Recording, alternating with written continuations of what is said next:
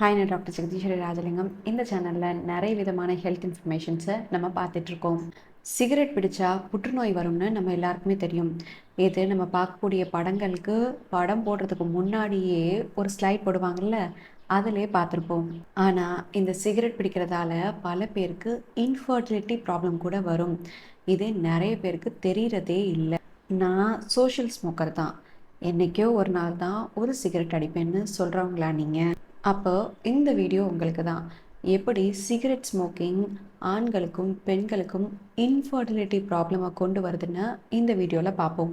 First, இந்த cigarette ஆண்களுக்கு என்ன செய்யுதுன்னு பார்ப்போம். சிகரெட்டுடைய மூலப்பொருளாக நிக்கோட்டின் இருக்கு. நிக்கோட்டின் மட்டும் இல்லை, நிறைய ஆயிரக்கணக்கான கெமிக்கல்ஸ் அண்ட் ஹெவி மெட்டல்ஸ் இருக்குது. இது கேன்சரை மட்டும் உண்டாக்காது, டைரக்டாக நம்ம உடம்புடைய ரீப்ரொடக்டிவ் ஆர்கனையும் தாக்கும். இதனால் ஆண்களுக்கு ஸ்பெர்ம் கவுண்ட் குறையும். சிகரெட் பிடிக்கிறவங்களுக்கு ஹெல்தி பர்சனை விட ஸ்பெர்ம் கவுண்ட் ரொம்பவே கம்மியாயிடும்.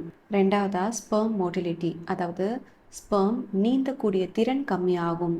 விந்தணுக்கள் கருமுட்டையை நோக்கி வேகமாக நீந்தி போகிறத இந்த சிகரெட் ஸ்மோக்கிங் டோட்டலாக காலி பண்ணிடும். அடுத்ததாக ஸ்பெர்மில் இருக்கக்கூடிய டிஎன்ஏ ஈஸியாக டேமேஜ் ஆகிடும். சிகரெட்டில் இருக்கக்கூடிய நச்சு பொருட்கள் ஸ்பெர்மில் இருக்கக்கூடிய டிஎன்ஏயை சேதப்படுத்தும். இதனால் உங்களுக்கு கன்சீவ் ஆகிற சான்ஸ் ரொம்பவே கம்மியாயிடும்.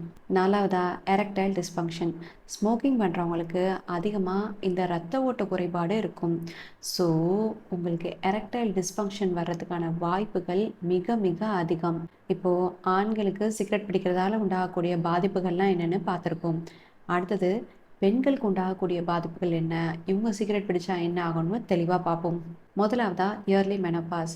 பெண்களுக்கு மெனோபாஸ், அதாவது மாதவிடாய் முற்றிலும் நிற்கக்கூடிய நிலை அவங்களுடைய 48லேருந்து 52 வயசுக்குள்ளே நடக்கும்.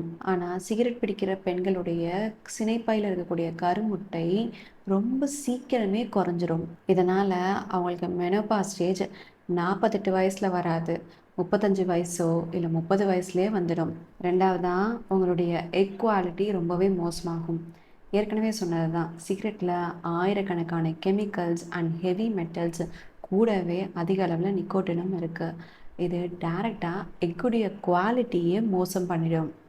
அடுத்ததான் மிஸ்கேரேஜ் ரிஸ்க்.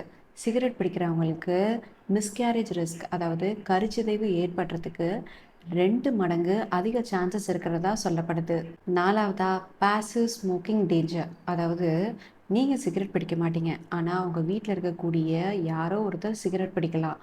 அவங்க கூடவே இருந்து அதனால் ஏற்படக்கூடிய பாதிப்பு, அதாவது இது சிகரெட் பிடிக்கிறவங்களுக்கு என்ன பாதிப்பு ஏற்படுமோ அதே போல் பாதிப்பு இந்த பாசிவ் ஸ்மோக்கர்ஸ்க்கும் ஏற்படும்.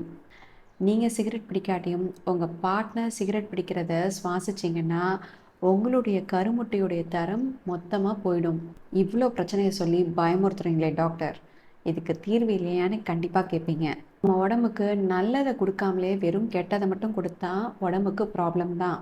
அதுவே அந்த கெட்டதை நிப்பாட்டிட்டா உங்கள் உடம்பு தன்னைத்தானே சரி செஞ்சுக்க ஆரம்பிச்சிடும். ஸ்பெர்ம் கவுண்ட் மீண்டும் அதிகமாகும், ஸ்பெர்ம் மோட்டிலிட்டி ரேட்டும் நல்லாயிருக்கும், ஃபர்டிலிட்டியோடைய சக்ஸஸ் ரேட் கணிசமாக உயரும்.